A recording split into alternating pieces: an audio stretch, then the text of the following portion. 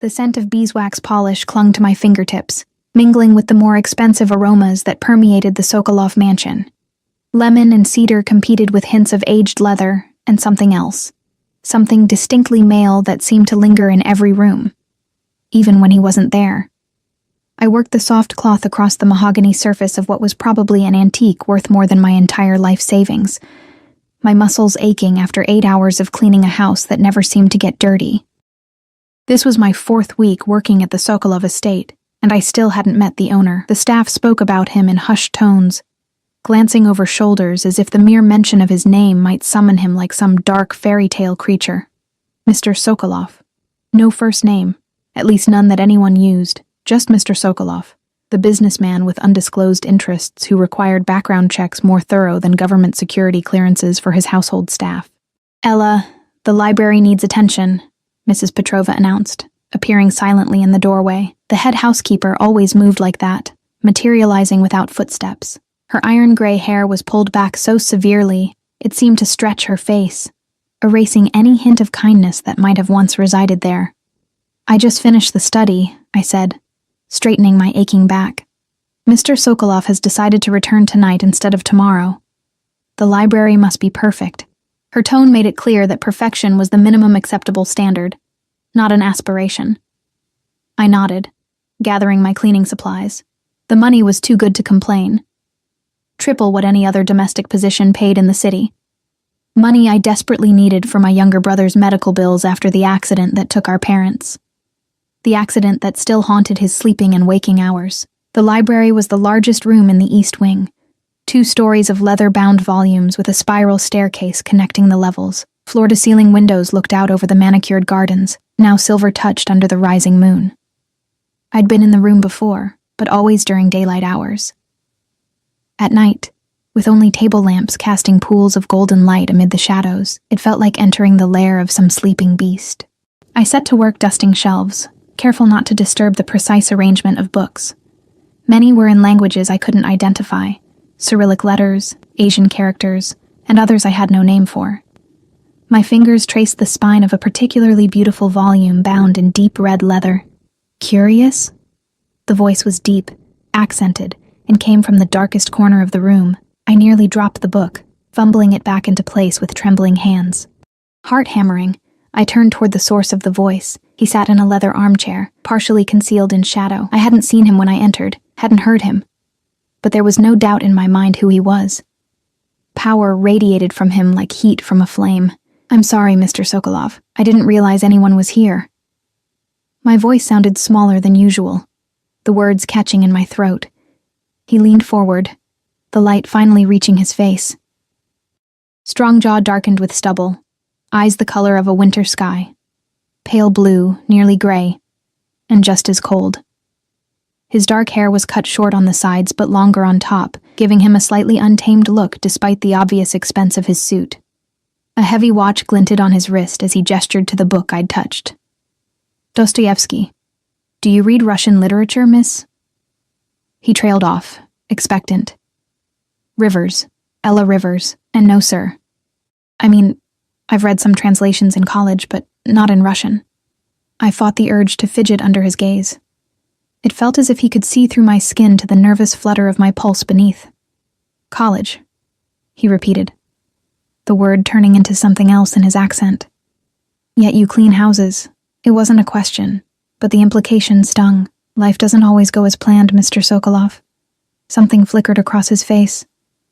Surprise, perhaps, that I would speak so directly. He stood, unfolding from the chair with the fluid grace of a predator. He was taller than I'd expected, broader through the shoulders. The suit, charcoal gray and undoubtedly custom, did little to disguise the strength beneath. "No," he agreed, moving closer. "It rarely does." I took an instinctive step back, my leg bumping against the cleaning cart. A spray bottle toppled over, clattering loudly in the quiet room. He paused, a slight curve touching his lips. Not quite a smile. "Am I frightening you, Miss Rivers?" "No, sir." The lie was automatic, unconvincing even to my own ears. His almost smile deepened. "You should be frightened." He reached past me, his arm brushing mine as he retrieved the fallen bottle. The The brief contact sent an electric current through my skin, danger and something else I refuse to name. People who aren't afraid in appropriate situations tend not to survive them. He placed the bottle on the cart, then plucked the red book from the shelf, the one I'd been touching. Prestiplania inakazania, he said, the foreign words rolling from his tongue like dark music. What does that mean? Crime and punishment. He held the book out to me. Take it. I hesitated. I couldn't. It looks valuable. Everything has a price, Miss Rivers. The question is whether you're willing to pay it. Before I could respond, the library door opened. A tall man with a face like carved stone entered, his eyes sweeping the room before landing on us. Though dressed in an expensive suit, everything about him screamed security. The watchful eyes, the way he positioned himself, the almost imperceptible bulge beneath his jacket that suggested a holster. Victor, Sokolov acknowledged without looking away from me. Sir, Kuznetsov has arrived. Something hardened in Sokolov's expression. He placed the book on a nearby table, rather than returning it to the shelf. Tell him I'll be there shortly. Victor nodded once and left, closing the door silently behind him. It seems our literary discussion must be postponed, Miss Rivers.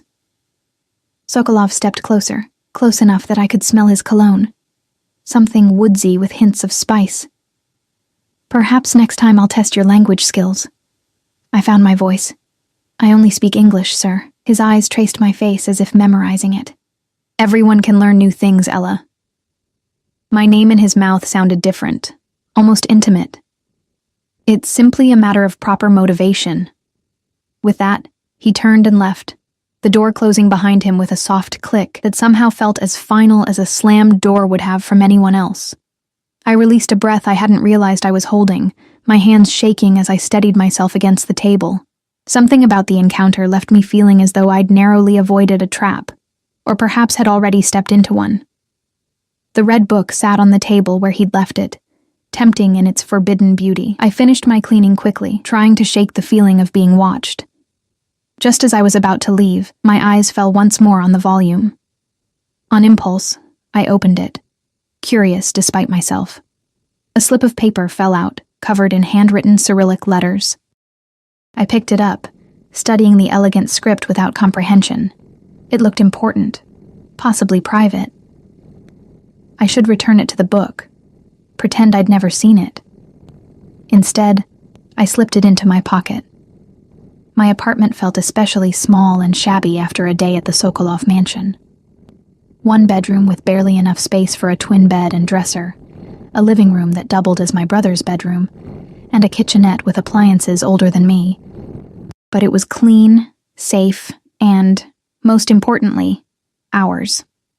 Ella? My brother's voice came from the fold-out couch where he slept. At 16, Jamie was all gangly limbs and 2 sharp edges, his body still recovering from the accident that had nearly taken his legs along with our parents. Hey, buddy, I said, setting down my bag. You should be asleep. Couldn't. He pushed himself up, wincing slightly. Bad pain day then. How was work? Fine. I didn't mention meeting Sokolov. Jamie worried enough about me already. How was physical therapy? Same as always. Dr. Chen says I'm making progress. His attempt at enthusiasm fell flat. Did you eat? I had something at work. Another lie. I'd skipped lunch to finish my tasks early, and dinner wasn't provided for staff below a certain level, but the refrigerator was nearly empty, and my next paycheck wasn't for 3 days. You? Yeah. He glanced away too quickly. I sighed, heading to the kitchen. I'll make us some toast. Ella, it's fine. I'm not hungry. Well, I am. I popped bread into the toaster, the familiar routine helping to calm my nerves.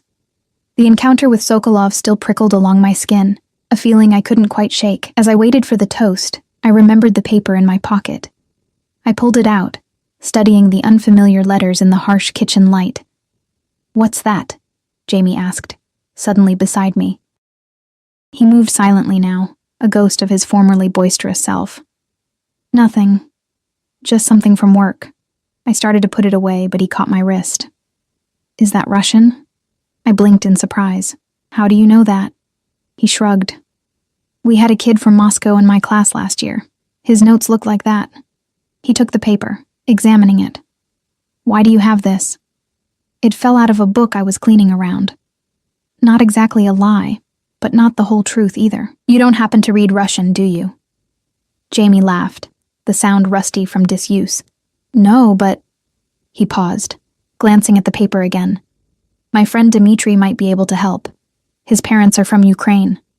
I don't know, Jamie. It might be private. Yet even as I said it, curiosity gnawed at me. So? It's not like you stole state secrets or something. The toast popped up, and he grabbed a piece. I'll ask him tomorrow. I wanted to argue, but the animation in his face was too precious to extinguish. It had been months since I'd seen him excited about anything. Fine. But be discreet. He grinned, the expression transforming his thin face into a glimpse of the boy he used to be. Spy mode activated. Later, as I lay in my narrow bed, sleep refused to come. Every time I closed my eyes, I saw Sokolov's face, felt the phantom brush of his arm against mine. The man was dangerous. Everything about him screamed it. I should request a transfer to another part of the estate, somewhere I'd be less likely to encounter him. But the memory of his almost smile, the way he'd said my name, it stirred something I thought had died along with my old life. My dreams of finishing college and traveling the world instead of cleaning houses and counting pennies. Whatever was on that paper, whatever game Sokolov was playing, I had a sinking feeling I'd already made my first move. The next morning arrived with a pounding on our apartment door. I jerked awake, momentarily disoriented. The digital clock beside my bed read 5:47 a.m., more than an hour before my alarm. The pounding came again, more insistent. I threw on a robe over my pajamas and hurried to the door, panic rising. No one visited at this hour unless something was terribly wrong. Through the peephole, I saw Victor, Sokolov's security man, his expression as impassive as it had been in the library. My heart dropped to my stomach. Somehow they knew I had taken the paper. With trembling fingers, I unlocked the door, leaving the chain in place. Yes? Miss Rivers? His voice was surprisingly gentle for such an intimidating man. Mr. Sokolov requests your presence. Now? I'm not scheduled until 9. Now. No room for negotiation. I need to get dressed. Victor checked his watch. You have 5 minutes. A car is waiting. I closed the door, leaning against it as terror washed over me. They knew. Of course they knew. The mansion probably had cameras everywhere. I'd been stupid, impulsive, and now... Ella? Jamie stood in the living room, hair mussed from sleep, eyes wide with concern. What's going on? I forced a smile. Just work. They need me to come in early. At this hour? Rich people. I shrugged, trying for nonchalance. Go back to sleep. I left some cash on the counter for lunch. I'll text you when I know what time I'll be home. He frowned but nodded, too accustomed to our precarious circumstances to question changes in my work schedule. I dressed quickly, choosing simple black pants and a white blouse, as close to my work uniform as my personal wardrobe allowed. The paper still sat on my nightstand. I hesitated, then tucked it into my pocket again. Better to return it directly than have them find it in the apartment. Victor said nothing as I emerged, just led me to a sleek black SUV idling at the curb. The windows were tinted so dark they looked opaque. He opened the rear door for me, revealing a leather interior and, to my shock, Sokolov himself, sitting calmly as if being out before dawn was perfectly normal. Miss Rivers. He wore a different suit today, navy blue that made his eyes appear even more startlingly pale. Please, join me. It wasn't an invitation, but a command. I slid into the seat, keeping as much distance between us as the space allowed. Victor closed the door and moved to the driver's seat, the partition between front and back already raised to give us privacy. Privacy I suddenly wanted no part of. I apologize for the early hour, Sokolov said, as the car pulled away from the curb. But we have a situation that requires immediate attention. My fingers curled around the paper in my pocket. Sir, did you know, he interrupted smoothly, that your brother has missed his last 2 physical therapy appointments? The question hit me like a physical blow. What? Jamie Rivers, age 16. Suffered multiple fractures to both legs in the car accident that killed your parents 14 months ago. Sokolov recited the facts as casually as if reading a weather report. He's been seeing Dr. Chen at Metropolitan Rehabilitation Center every Tuesday and Thursday, except for the past week. Ice trickled down my spine. How do you know that? I make it a point to know everything about the people who work in my home. His gaze was steady, unreadable. Including the fact that your health insurance barely covers half of his treatments, and that you've taken out 3 personal loans in the past year to make up the difference. The car slid through early morning traffic, the city still gray in pre-dawn light. I stared out the window, mind racing. Jamie had told me he went to therapy. Had he lied? Or was Sokolov bluffing, testing me for some reason? Your silence is interesting, Sokolov remarked. Perhaps you weren't aware. What do you want? I asked, my voice barely above a whisper. He studied me for a moment, head tilted slightly, direct. I appreciate that. He reached into his jacket and withdrew a folded document, offering it to me. Your brother's medical records for the past month. I didn't take it. That's private information. You have no rights, he interrupted, the word twisted with amusement. Are constructs that exist only when enforced. Who will enforce your brother's privacy rights against me, Ella? The casual use of my first name again. Intimate and presumptuous. I swallowed hard, forcing myself to meet his gaze. Why are you doing this? Because you interest me. He placed the document on the seat between us. And because you took something that belongs to me. My heart stuttered. Here it was. The paper from Dostoevsky's novel, he continued. I'd like it back. Slowly, I withdrew it from my pocket and held it out to him, careful not to let our fingers touch. I was going to return it. It fell out when I picked up the book. And yet, you kept it overnight. He took the paper, his fingers brushing mine despite my caution. The brief contact sent an unwelcome warmth through my hand. Were you trying to translate it, perhaps? I remained silent, unwilling to implicate Jamie or his friend. Sokolov's lips curved in that same, not-quite smile from the library.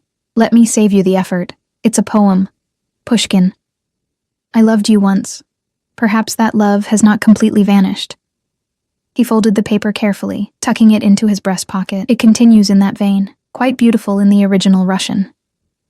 Relief washed through me. Not state secrets, not criminal evidence, just poetry. You seem disappointed, he observed. No, I expected something more sinister. The amusement in his voice made me flush. Not everything in my life revolves around criminality, Miss Rivers, despite what the gossip among my staff might suggest. The car slowed, and I realized we weren't heading toward the Sokolov estate, but into the downtown business district. Where are we going? Metropolitan Rehabilitation Center. He nodded toward the medical records. Your brother needs his treatment, regardless of his apparent reluctance. I've arranged for a specialist to see him this morning. I stared at him, confusion overwhelming fear. Why would you do that? Consider it an advance on services I'll require. A chill ran through me. What services? The car stopped in front of a modern glass building. Sokolov ignored my question, nodding to Victor, who opened my door from outside. The appointment is at 7. Dr. Petrov is expecting you. I suggest you call your brother and have him meet you here. I don't understand. You will. He handed me a business card with only a phone number embossed in silver. When you've finished, call this number. My driver will collect you. Before I could protest further, I found myself standing on the sidewalk, clutching medical records I shouldn't have access to, watching the black SUV merge back into traffic. Dr. Mnan. Petrov was a stern-faced woman with steel-gray hair and hands so gentle they belied her severe appearance. She examined Jamie's legs with methodical precision, asking questions in accented English that suggested Russian was her native tongue. Jamie had been surprised by my call but agreed to meet me, his initial confusion giving way to wariness when I mentioned a specialist. Now he sat on the examination table, glancing between the doctor and me with growing unease. You've been compensating for the pain in your right leg by putting excessive pressure on the left, Dr. Petrov said, making notes on her tablet. This is causing the new pain you've been experiencing. Jamie shot me an accusing look. I'd said nothing about his missed appointments, not wanting to confront him in front of a stranger. Especially not a stranger connected to Sokolov. The hardware in the right femur is sound, but we need to adjust your physical therapy regimen. She looked up at him over rimless glasses. And you need to actually attend the sessions, young man. His cheeks flushed. The metro changed their schedule. I couldn't make it on time, so I just... Excuses help no one, least of all yourself. She turned to me. He needs aquatic therapy 3 times weekly and a new prescription for pain management. I've already arranged it. The front desk has the details. Before I could ask about cost, surely astronomical, she was gone, her white coat disappearing through the door like a retreating glacier. Jamie waited until her footsteps faded. Ella, what the hell is going on? Who is that doctor? How could we even afford? My employer arranged it. I sat beside him on the examination table, the events of the morning catching up with me. It's complicated. Your cleaning job boss paid for a specialist? Why? His eyes narrowed. Is he a creep? Is he pressuring you to... No! I interrupted, then moderated my tone. No, it's not like that. He just found out you missed some appointments and offered to help. Found out? Jamie's voice rose.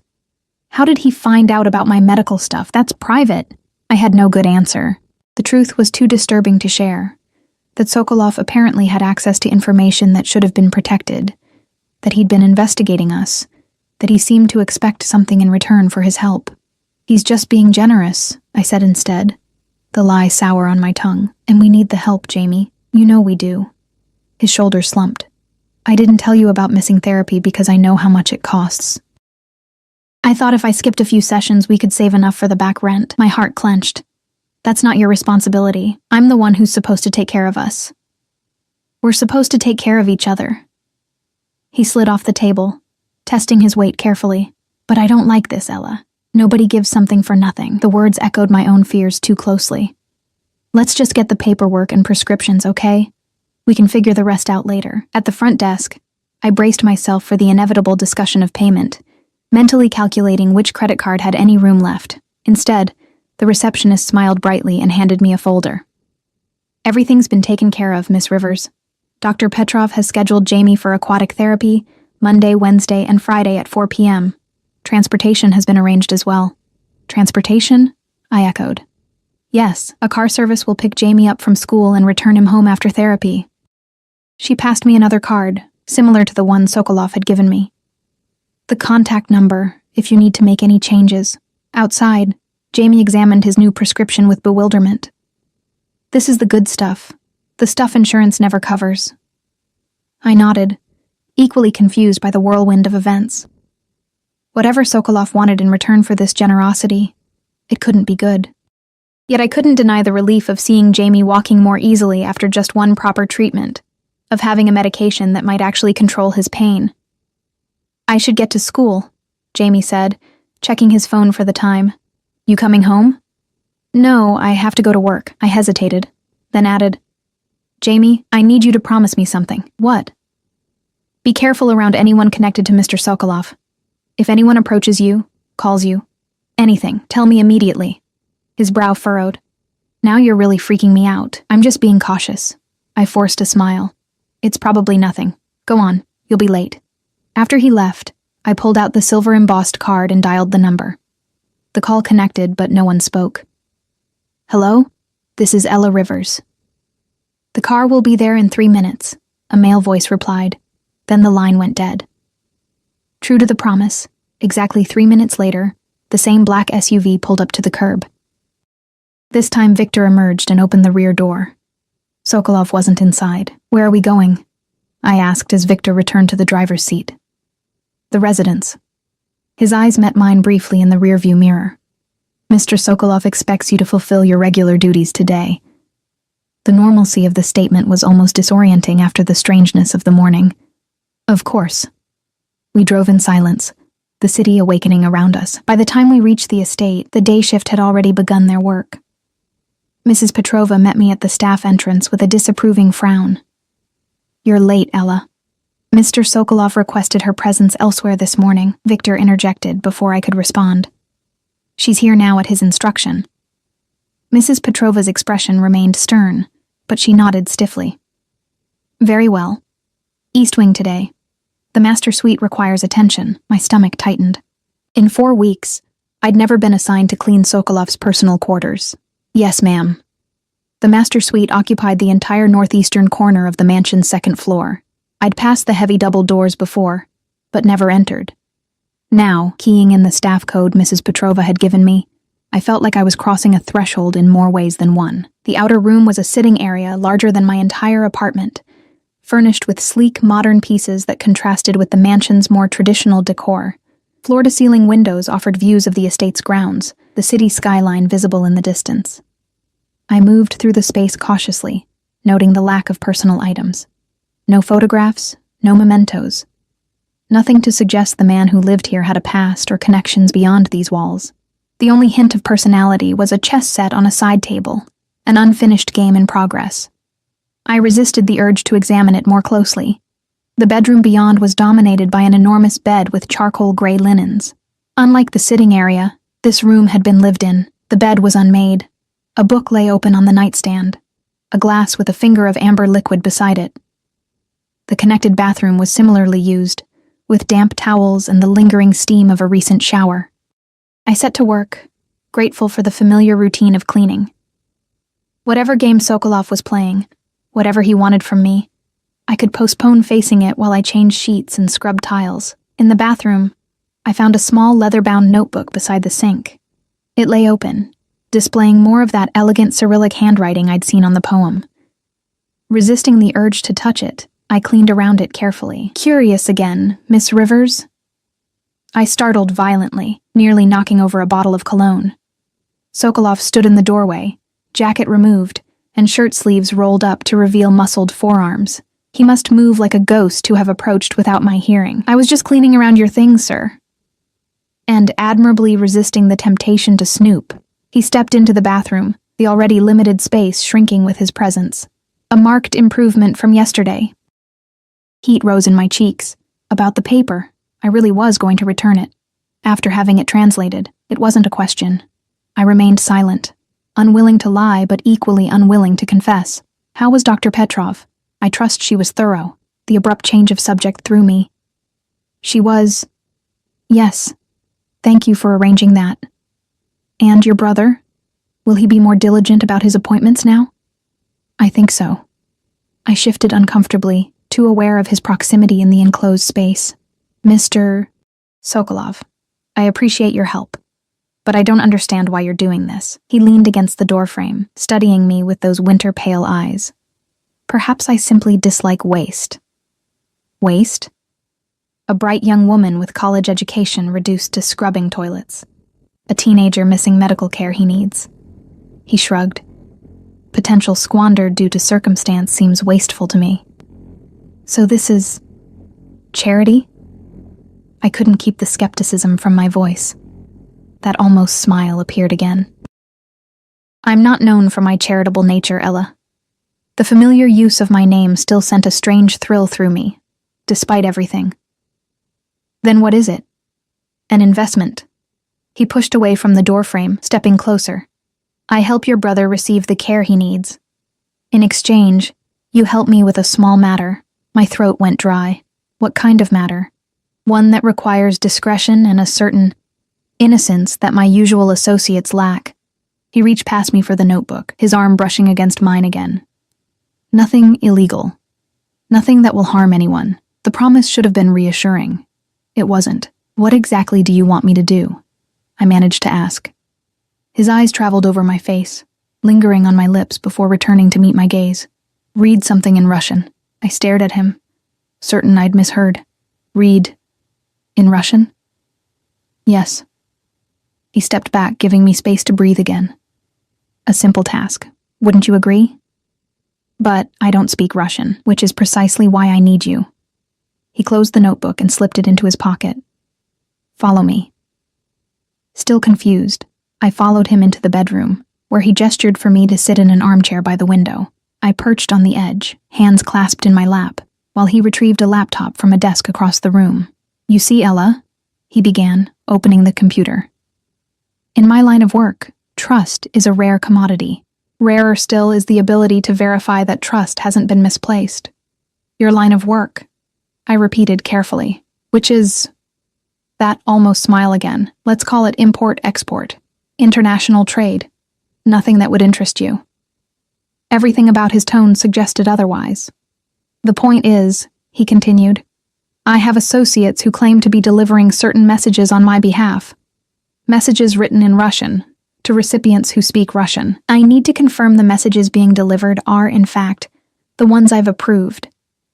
Couldn't you just ask someone who speaks Russian to check?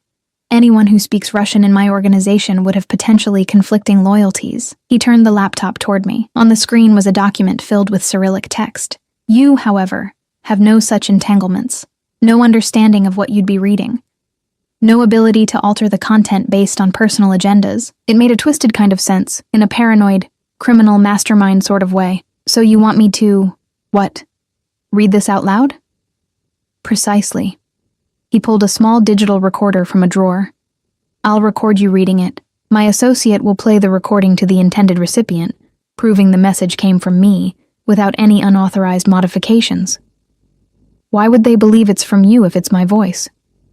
"Because you'll be introduced as my..." He paused, considering. "Personal assistant. A role I'm prepared to make official, with compensation significantly better than your current position." My head spun. "You want to promote me from maid to personal assistant just to read something in a language I don't understand?" "The reading is merely the first task. I have many matters that require a trustworthy assistant." His eyes held mine. "Someone intelligent enough to follow instructions precisely, discreet enough to maintain confidentiality, and, forgive my bluntness, someone whose well-being provides additional insurance against betrayal." The implied threat toward Jamie didn't need to be stated explicitly.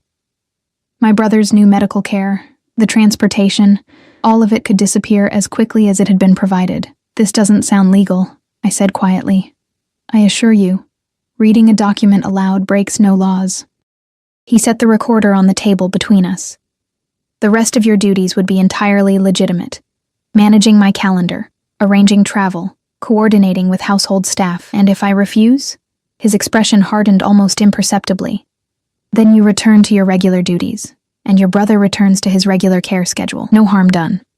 Except Jamie's regular care schedule hadn't been working. Dr. Petrov had made that clear. Without the new treatment plan, his recovery would stall, possibly reverse, and our financial situation would remain just as precarious. What would this pay? The question felt surreal even as I asked it. "Triple your current salary, health insurance that would actually cover your brother's needs, a car at your disposal." He leaned back, watching my reaction.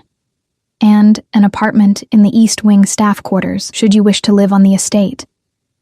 Your brother would be welcome as well." It was too much, too generous, which only made me more suspicious. "And all I have to do is read some Russian documents occasionally, to start." His gaze was steady. "I won't pretend the role won't become more complex over time. But I'm not asking you to do anything illegal or immoral, Ella. Just to be loyal and discreet." A voice in my head screamed that this was dangerous, that I should refuse and walk away. But another, more insistent voice reminded me of Jamie's medical bills, of our precarious housing situation, of the exhaustion of living always on the edge of disaster. I'd need time to think about it, of course. He nodded, as if he'd expected nothing less. "In the meantime, would you be willing to complete this first reading?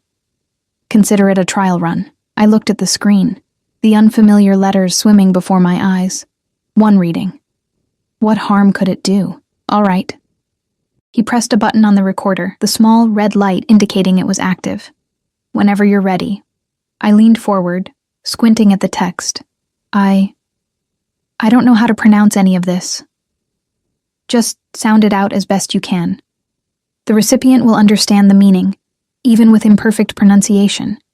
Taking a deep breath, I began to stumble through the text, mangling the unfamiliar sounds and pausing frequently. Sokolov occasionally corrected my pronunciation of a particular word, his voice patient. The document was several paragraphs long, taking nearly 10 minutes to read with all my hesitations. When I finally finished, Sokolov stopped the recorder and replayed the beginning. My voice sounded strange, the foreign words awkward on my tongue. "Perfect," he said, stopping the playback. "Exactly what I needed. What did I just read? A business proposal. Quite boring, actually." He closed the laptop. "Thank you, Ella. You've been very helpful." The dismissal was clear. I stood, My duties as a maid apparently resumed for the moment. Should I finish cleaning the suite? That won't be necessary. I'd like you to take the rest of the day to consider my offer. He rose as well, towering over me. A car will take you home. Be prepared to give me your answer tomorrow morning. And if my answer is no, then nothing changes. His eyes belied the casualness of his tone. But I think you're intelligent enough to recognize an opportunity when it presents itself. As if on cue, there was a knock at the outer door. Sokolov called out something in Russian, and Victor appeared in the bedroom doorway. Sir, Kuznetsov is calling again. Sokolov's jaw tightened almost imperceptibly. Tell him I'll call back in 10 minutes. He turned to me. Victor will escort you out. Consider my offer carefully, Ella. It won't be repeated. I followed Victor through the mansion and out to the now familiar SUV. As we drove away from the estate, my thoughts churned. Everything about the situation felt wrong, dangerous. Sokolov was clearly involved in something illegal. No legitimate businessman needed such elaborate verification systems, or maintained the kind of security I'd witnessed. Yet the offer was too good to refuse, especially with Jamie's health at stake, and I had to admit, some small part of me was intrigued by Sokolov himself, by the glimpses of unexpected intelligence, and even kindness beneath the dangerous exterior. He's not what you think, Victor said suddenly, breaking the silence. I started, surprised by the unsolicited comment from the usually taciturn man. What do you mean? His eyes met mine briefly in the rearview mirror. Mr. Sokolov, he's not like the others in his position. What position is that exactly? Victor's lips curved in a slight smile. You're smart enough to guess. I looked out the window at the passing city. Something illegal. Something necessary. He turned onto my street with practiced ease, though I'd never given him my address. Another reminder of how much Sokolov already knew about me. In this part of the world, with these people, someone must maintain order. Better him than others who would take his place. The car stopped in front of my building. Victor turned to face me, his expression serious. I've worked for Mr. Sokolov for 12 years. He is a hard man, yes, sometimes ruthless, but never cruel without reason. His gaze was intense. If he's offering you this position, he sees something in you worth investing in. That's rare. Thanks for the character reference, I said, unable to keep the sarcasm from my voice. But I'm pretty sure he just wants someone he can manipulate and control. Victor shrugged. Perhaps. Or perhaps he's lonely. The statement was so unexpected it left me momentarily speechless. Before I could respond, Victor had exited the car and opened my door. Think about it, Miss Rivers. We'll see you tomorrow. Jamie was still at school when I arrived home, giving me time to process the morning's events alone. I paced our small apartment, weighing options that all seemed impossible. Refuse Sokolov's offer, keep my regular job, and watch Jamie struggle with inadequate care. Accept the offer, improving our situation dramatically, while tying myself to a man who was almost certainly a criminal. Or option 3, run. Take Jamie and leave the city, start over somewhere Sokolov couldn't find us. But with what money? And how far would we get before his resources tracked us down? By the time Jamie returned from school, I'd made my decision. The only one that felt possible. How was the new doctor? He asked, dropping his backpack by the door. Good. The new treatment plan should help a lot. I forced a smile. And guess what? I got promoted. Jamie's eyebrows shot up. From maid to what? Personal assistant to Mr. Sokolov. The cleaning service guy? He owns the house, Jamie. It's his estate. I busied myself making tea, avoiding his gaze. It's a big opportunity. Better pay, better hours, health insurance that will actually cover your treatments. Jamie was quiet for a moment, watching me.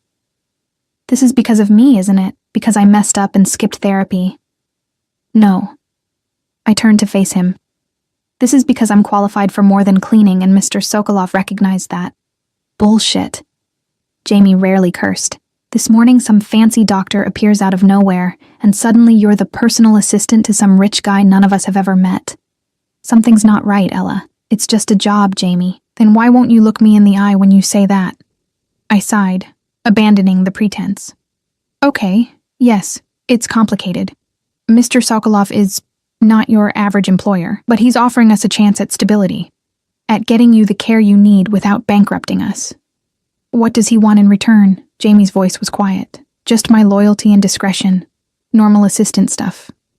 You're a terrible liar. I sat down at our tiny kitchen table, gesturing for him to join me. Look, I don't know exactly what I'm getting into, but I know our situation, and I know this could change everything for us. Jamie sat across from me, his young face too serious, too worn for his age. I don't want you doing something dangerous because of me.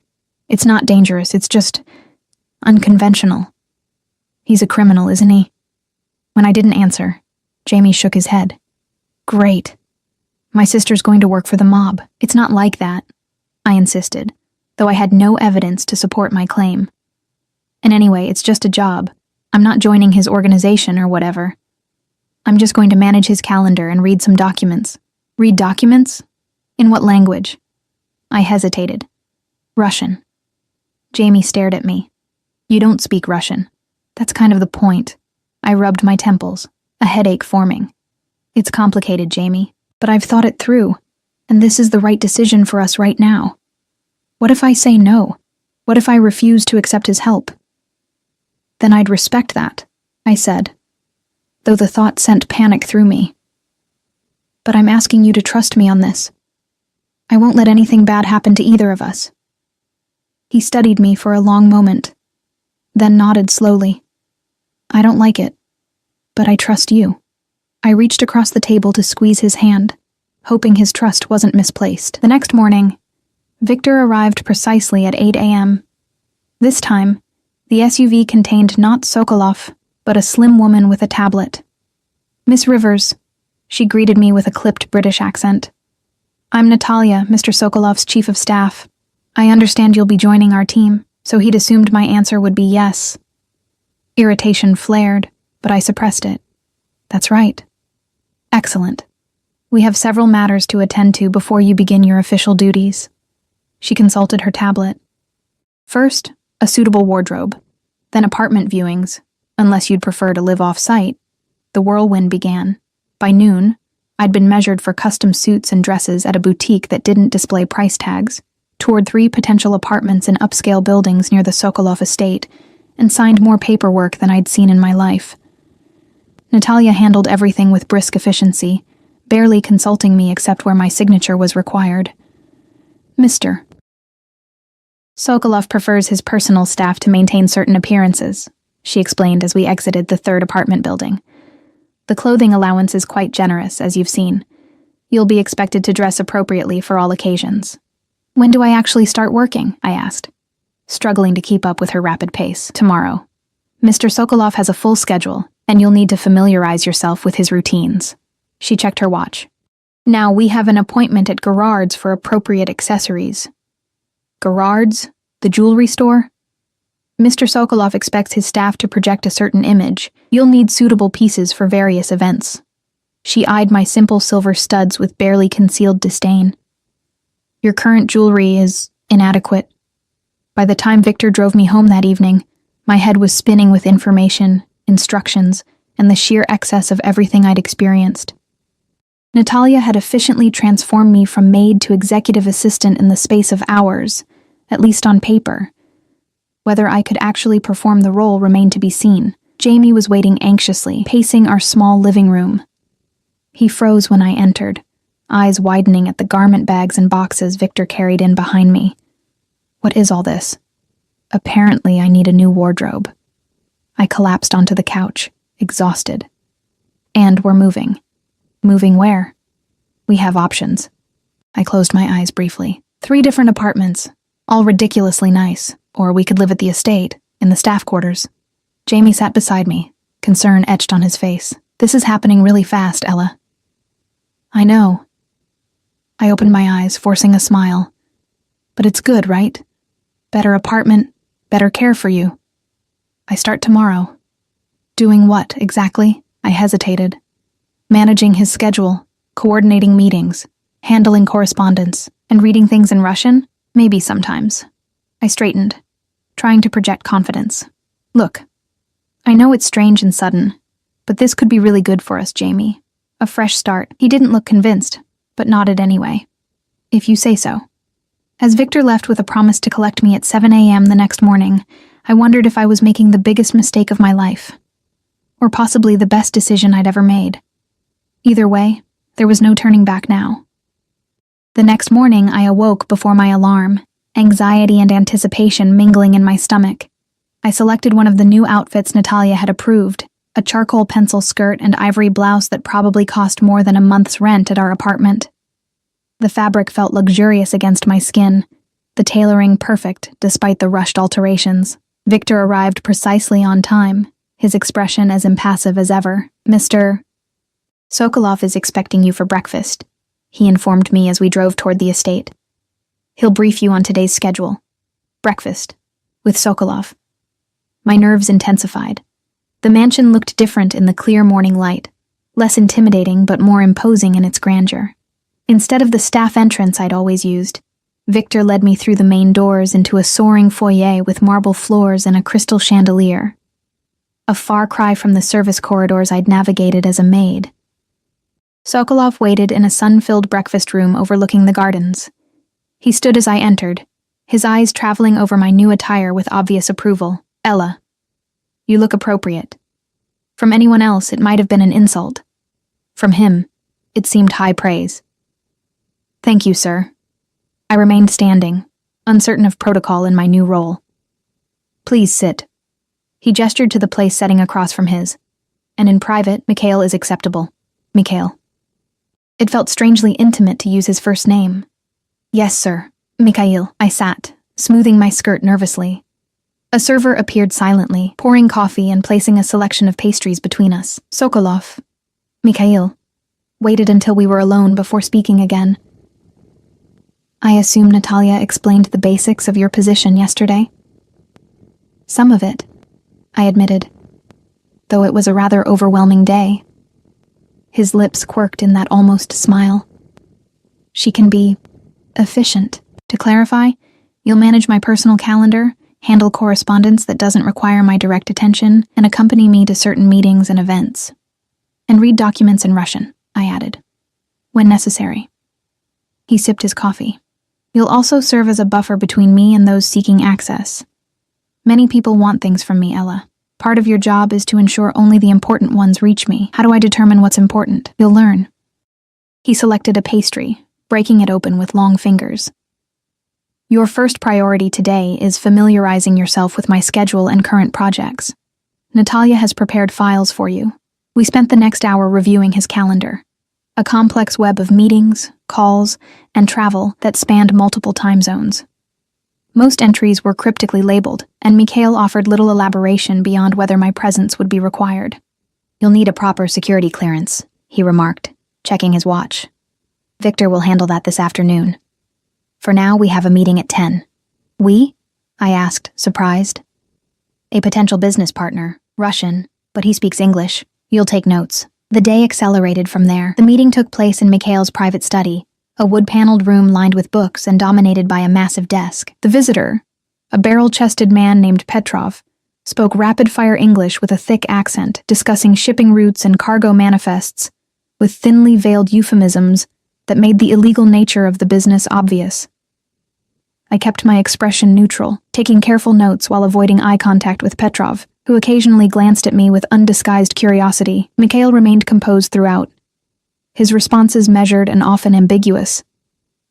Only once did his tone harden, when Petrov mentioned someone called Kuznetsov. "Kuznetsov is no longer a concern," Mikhail said, his voice suddenly cold.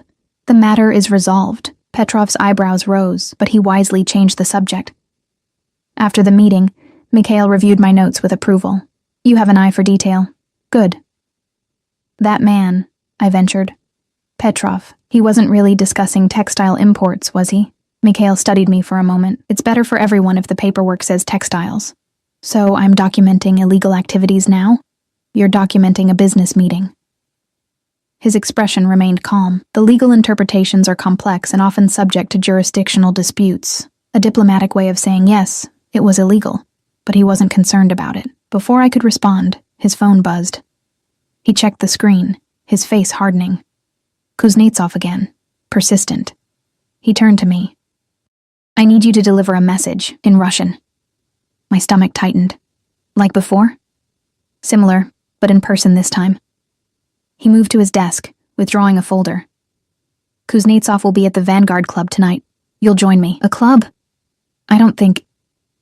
It's not a request, Ella. His tone brooked no argument. Victor will take you home to change. Wear the black dress Natalia selected yesterday. Be ready at 8. The black dress was unlike anything I'd ever owned. Sleek, elegant, with a neckline that hinted at rather than displayed, and a slit that showed just enough leg to be noticed without being obvious. Looking in the mirror, I barely recognized myself. The woman reflected back looked sophisticated, confident. Nothing like the exhausted maid who had cleaned toilets a week ago. Jamie whistled when I emerged from my bedroom. Wow, you look different. Good different or bad different? I asked, smoothing the unfamiliar fabric. Just not like my sister. His expression was troubled, more like one of them. The comment stung more than it should have. It's just clothes, Jamie. Is it? He gestured to the apartment, now littered with boxes and bags from designer stores, because it seems like a lot more than that. Before I could respond, my phone chimed with a text. Victor was waiting outside. We'll talk tomorrow, I promised, grabbing the small clutch purse that matched the dress. Don't wait up. The Vanguard Club occupied the top floor of a gleaming downtown tower. The elevator required a key card, which Victor supplied, and opened directly into a dimly lit reception area, where a stone-faced security guard checked an iPad before nodding us through.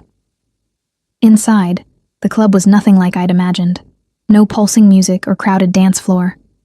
Instead, small groups of well-dressed people conversed in hushed tones at scattered seating areas. A bar staffed by black-suited bartenders occupied one wall, while floor-to-ceiling windows offered panoramic city views along another. Mikhail waited at a corner table, wearing an impeccably tailored black suit that made him look even more dangerous than usual. His eyes tracked our approach, lingering on me with an intensity that sent heat up my neck. Ella. He stood as we reached the table, his gaze still appraising. The dress suits you. Thank you. I took the seat he indicated, acutely aware of the stares from neighboring tables. Is this where I deliver the message? Shortly. Kuznetsov likes to make people wait. He signaled a waiter, who appeared instantly. Vodka. The beluga. The waiter turned to me expectantly. The same, I said, not wanting to appear out of place. As the waiter left, Mikhail leaned closer. Kuznetsov is a necessary business associate, but not a friend. He'll attempt to unsettle you. Ignore it. What exactly am I reading to him? A reminder of our agreement and a warning. His eyes hardened. He's been making overtures to rivals, testing boundaries. And my reading this in Russian accomplishes what? It proves the message comes directly from me, unfiltered, and it establishes that I trust you enough to speak for me. His gaze was penetrating. Trust is currency in my world, Ella. I'm showing him you have mine. The implication sent a chill through me. I was being used as a symbol, a demonstration of Mikhail's confidence, and his ownership. Our drinks arrived, crystalline glasses filled with clear liquid. Mikhail raised his slightly in a silent toast before taking a sip.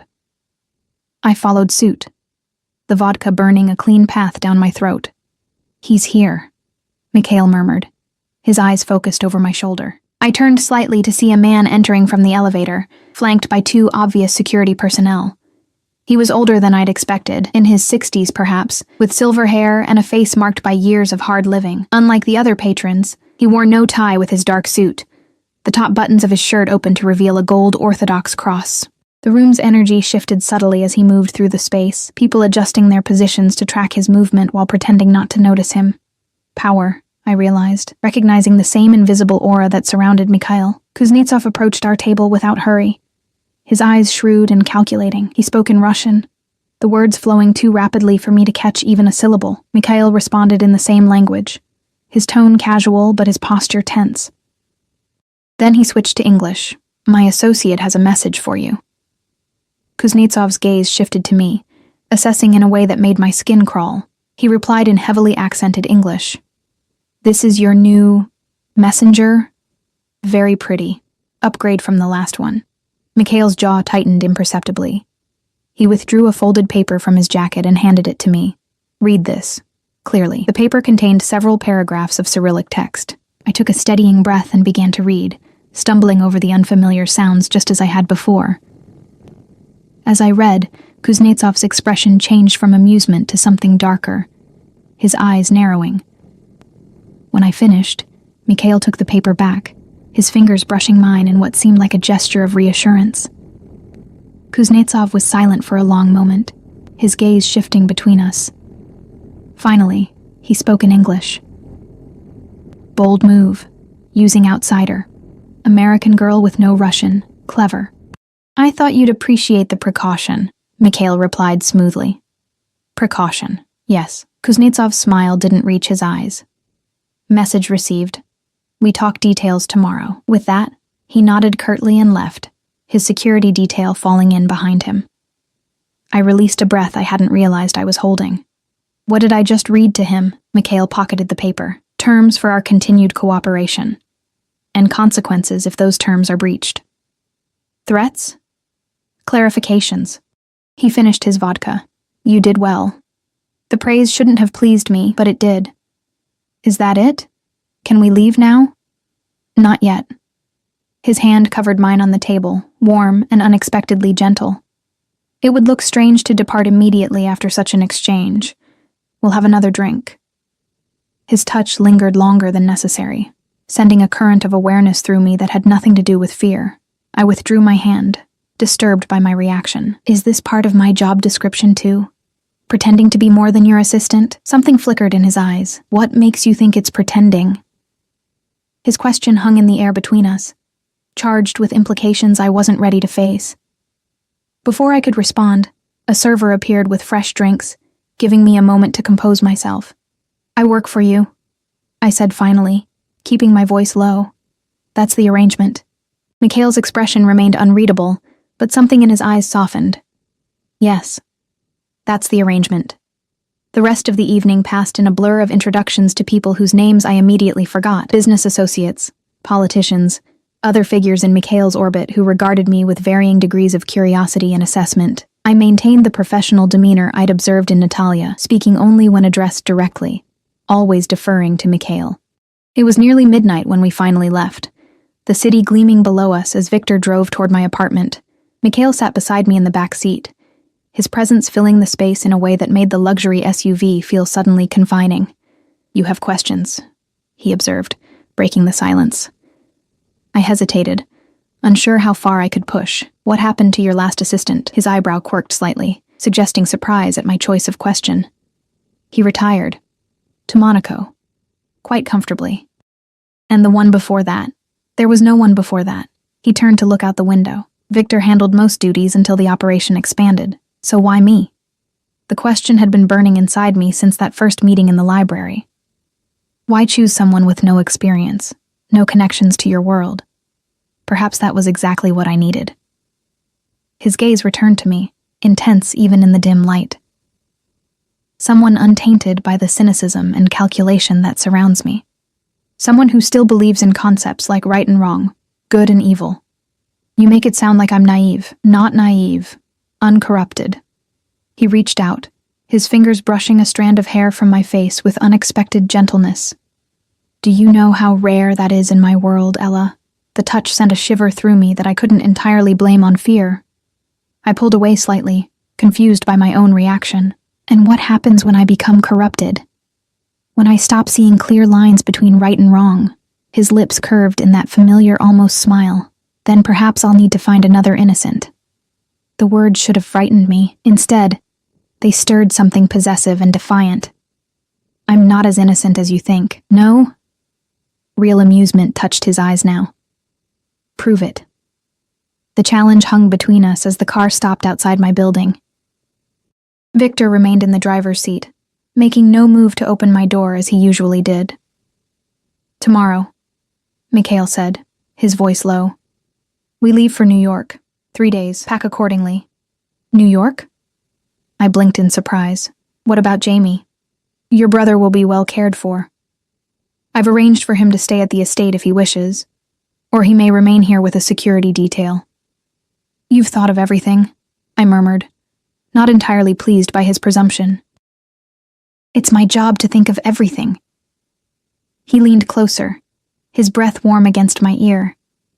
"Just as it's yours to anticipate my needs." The words sent a flush of heat through me that had nothing to do with anger. I fumbled for the door handle, suddenly desperate for air. "Good night, Mr. Sokolov." His soft laugh followed me as I hurried toward my building. "Sleep well, Ella." The next 3 months passed in a whirlwind of private jets, luxury hotels, and meetings in places I'd only seen in movies. New York, London, Dubai, Tokyo. Each destination more extravagant than the last.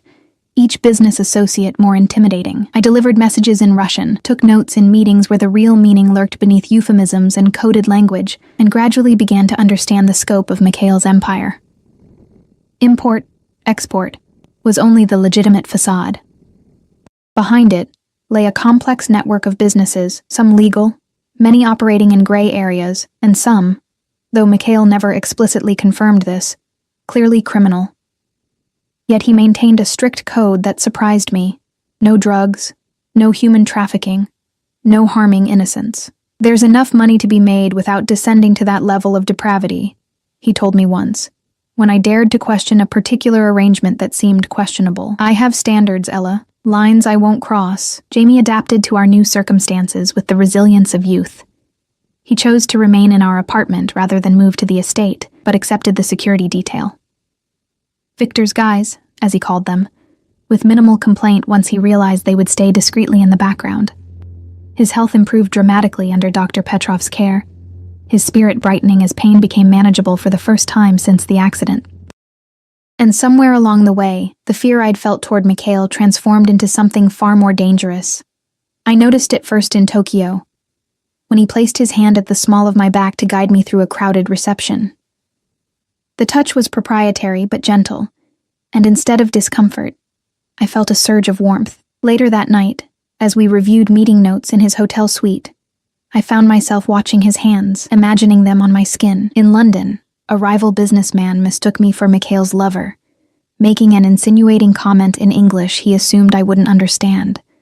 Before I could react, Mikhail had the man pinned against a wall, speaking rapid Russian in a tone that required no translation. When he returned to my side, his eyes still cold with anger, I felt not fear but a disturbing thrill. And in Moscow, where we traveled for what Mikhail called a necessary demonstration of loyalty, he took me to his childhood home, a small apartment in a crumbling building far from the glamorous city center. There, surrounded by faded photos and worn furniture preserved like a museum to a life long abandoned, he told me about his mother who had died too young, his father who had disappeared one night and never returned, and the hunger that had driven him to the streets where he'd found both salvation and damnation. "You think I'm a monster," he said, his voice unusually raw. "Perhaps I am, but I became what I needed to be to survive." I reached for him then, my fingers threading through his, a connection that went beyond employer and employee. "I don't think you're a monster." His eyes, usually so controlled, revealed a vulnerability I'd never seen before. "Then you're more dangerous than I thought." We stood there, connected by our clasped hands, teetering on the edge of something neither of us had acknowledged. Then his phone rang. Always the phone. Always some crisis requiring immediate attention. And the moment shattered. Yet something had changed between us. An unspoken shift in our carefully maintained boundaries. I told myself it was Stockholm Syndrome, a textbook response to my situation. But in quiet moments of honesty, I knew it was more than that. I was falling for the man who had essentially bought my loyalty, who had entangled me in a web of obligations and secrets from which I could never fully escape. The realization should have horrified me. Instead, it felt like finally acknowledging a truth I'd been denying for weeks. "You haven't asked me what was in the message you read to Kuznetsov," Mikhail said one evening as we sat in his study, reviewing documents for an upcoming meeting. 3 months had passed since that night at the Vanguard Club, and my Russian had improved enough that I could recognize some basic words, though still not enough to understand complex communications. I looked up from my tablet, surprised by the sudden reference to an event we hadn't discussed since it happened. "Would you have told me if I'd asked? Perhaps." He set aside the contract he'd been reviewing. Kuznetsov was testing boundaries, approaching a rival organization about a potential alliance against me. "The message you delivered was an ultimatum. Return to our agreed arrangement or face elimination." The casual way he mentioned elimination sent a chill through me, a stark reminder of the world I now inhabited. Did he comply? I asked, although the fact that Kuznetsov still regularly appeared in Mikhail's calendar suggested the answer. He did. Mikhail's expression darkened slightly, though not without attempting one last play for leverage. What kind of leverage? His eyes met mine, intense and suddenly dangerous. He had you investigated. Your background, your brother, your parents' accident. He thought to use you against me. My pulse quickened. Use me how? By taking you. The words were spoken softly, but with an undercurrent of fury that made them more frightening than if he'd shouted. He assumed you were important to me personally, not just professionally. A vulnerability he could exploit. Am I? The question escaped before I could consider its wisdom. A vulnerability? Mikhail was silent for a long moment, his expression unreadable. Then he stood, moving toward the window that overlooked the garden now draped in early evening shadows. Yes, he said finally. You are. The admission hung in the air between us, heavy with implications. I rose from my chair, drawn toward him by something stronger than caution. What happened to Kuznetsov? I asked, though I suspected I already knew. He's no longer a concern. Mikhail turned to face me, his eyes darker than usual. No one will threaten what's mine. The possessiveness in his voice should have offended me. Instead, it sent a rush of heat through my body. I took another step closer, close enough to feel the warmth radiating from him. Is that what I am? Yours? His hand came up to cup my face, thumb brushing gently across my cheekbone. What do you think, Ella? I hesitated, then abandoned caution. I think I stopped being just your employee a long time ago. Something flickered in his eyes, relief, desire, triumph. I couldn't tell which. And when did you realize this? Probably in Moscow, I admitted. When you showed me where you grew up. When I saw the man behind the power. His smile was different this time, real, reaching his eyes. For me, it was the library. The first time we met. You were afraid, but you didn't cower. I was terrified, I corrected, leaning slightly into his touch. You were the most dangerous man I'd ever seen. And now? His voice had dropped lower, his accent more pronounced. Now you're still dangerous. I reached up, my fingers tracing the line of his jaw. But not to me. His other arm circled my waist, drawing me against him. Don't be so certain of that. Then his mouth was on mine, the kiss beginning gently before deepening into something hungry and demanding. I responded with equal fervor, months of denied attraction finally finding release. When we eventually broke apart, both breathing heavily, his eyes had darkened to storm clouds. This changes everything, you understand? There's no going back. I nodded, fully aware of the implications of crossing this line. I know. Your brother is almost 18, nearly recovered, and has been telling me for weeks that there's something between us, I interrupted with a small smile. He's more perceptive than I gave him credit for. Mikhail laughed, the sound rich and surprisingly youthful. Smart boy. Then he sobered. My life is complicated, Ella, dangerous. There will always be threats, enemies, complications. I know that too. I held his gaze steadily. I've seen enough of your world to understand what I'm choosing, and yet you're choosing it anyway. Wonder colored his voice, as if he couldn't quite believe it. I'm choosing you, I corrected. Despite everything else, he kissed me again, more gently this time. 5 million, he murmured against my lips. I pulled back slightly, confused. What? The wager in the message you read to Kuznetsov. Amusement glinted in his eyes. I bet him 5 million you would still be by my side in 3 months, despite knowing what I am. You used me as a bet? I should have been angry. But somehow it seemed fitting, the beginning of our strange relationship bookending its transformation. I never bet unless I'm certain of winning. His arms tightened around me, and I always protect what's mine. As his lips found mine again, I surrendered to the truth I'd been fighting for months. In this dangerous game we'd been playing, we had both lost and won in ways neither of us could have predicted.